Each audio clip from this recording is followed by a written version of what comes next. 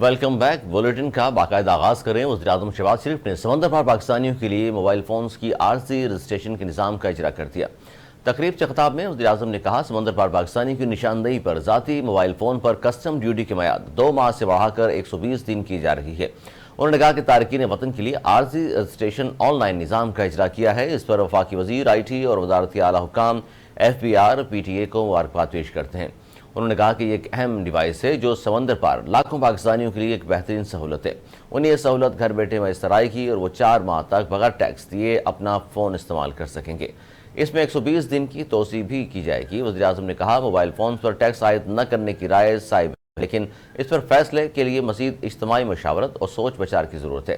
انہوں نے کہا کہ ملک میں لاکھوں بچوں کو میرٹ پر دوبارہ لیپ ٹاپ دیے جا رہے ہیں۔ اسکول کے بچوں اساتذہ کو ٹیبل کی فراہمی کا پروگرام بھی شروع ہونا چاہیے۔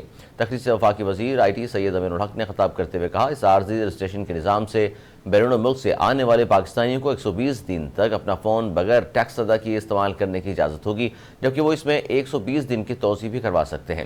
یہ ایک اچھا اقدام ہے۔